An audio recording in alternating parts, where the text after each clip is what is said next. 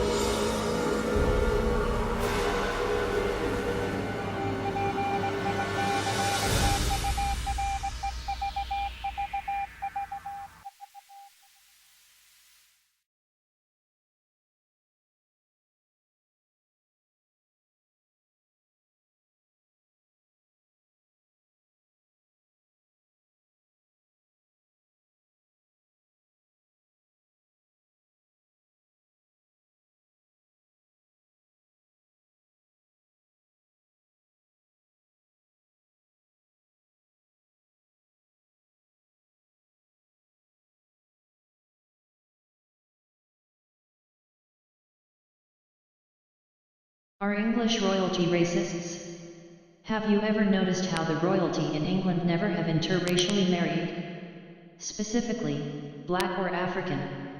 That is until now, with Prince Harry marrying a woman who has African American roots, Meghan Markle.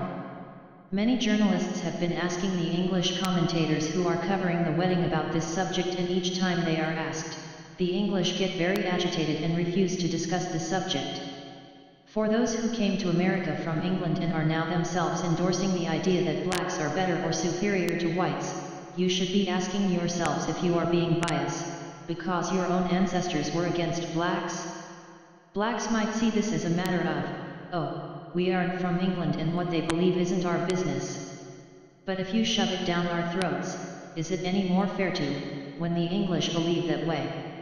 Shouldn't this issue about Black Lives Matter be shoved down the English throats too, because they feel they will never allow blacks to intermarry within their own royalty family? It's something that England will never talk about, because they don't see it as embarrassing, but in fact it is totally correct and not unethical to live whatever way they want based on the Bible.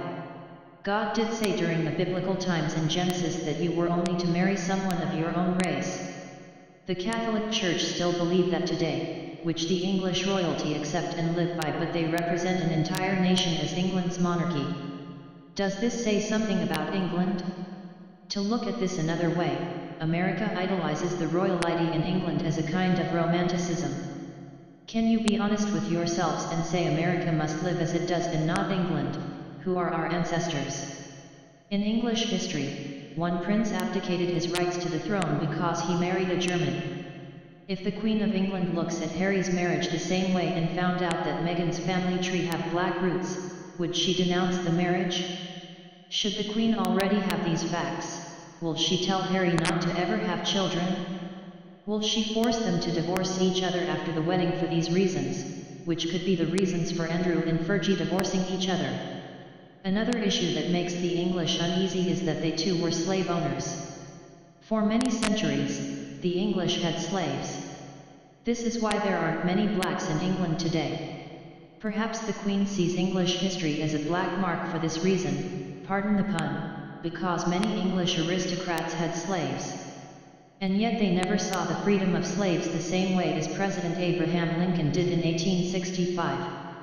Freedom is something that began in the minds of English colonists who came to America to have freedom of religion, of speech, of choice. Now we see obvious indications that they still are racists of blacks because no royal heir can marry a black, ever, apparently. The next time you hear about any person in the English monarchy having children, whatever, think about what they stand for. Is it romanticism to idolize a family who hates blacks? Remember in the Pirates of the Caribbean, the East Indian Trading Company were slave makers? They had direct ties to the English monarchy during the time of pirates.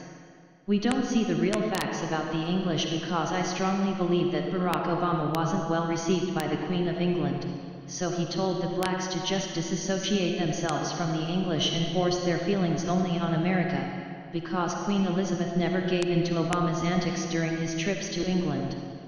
In fact, Queen Elizabeth snubbed her nose at Obama and his wife most times when he was in London, because Obama himself advocated that blacks were better than any race that's ever lived. I'm not saying that blacks idolize the English as much as the whites does, but it seems no black journalist is denouncing the coverage at all. Let's understand the romanticism I referred to earlier. Where does that come from? Women teach their daughters from birth the philosophy that every girl can be a princess. Look at the English monarchy, girls marry princes and live happily ever after. If girls see the truth about how only one race marries into the English royalty, then that image is shattered to young girls. I'm sure some girls ask their mothers, why doesn't the prince have a black princess? Why is that important? Because women in America are shoving their ideals that women are superior to men. Women are superior to everyone. Look at ads on television, movies. Women are the ones who romanticize about the English monarchy because it is a fairy tale they can teach their girls. It's real, it's ever present in England today. The delusion is that it's okay to denounce a man, devalue him, but keep the illusion that a fairy tale can be real and you can live the way you dream of being, a princess, as reality in a girl's mind. My family descended from England, Ireland, and Scotland. I believe that how they feel is right, even though America is in an uproar about the black race is superior to whites, that whites shouldn't even exist. I don't believe that. In fact, that shows blacks are the racists and not whites. Any race that can't get beyond its own past will never see itself as better because they really don't want to be better, only biased towards those they don't like. That isn't a rational way to live. Hate will breed hate. A civil war will come again to America, because if blacks aren't happy to be equal, then neither side will be, ever.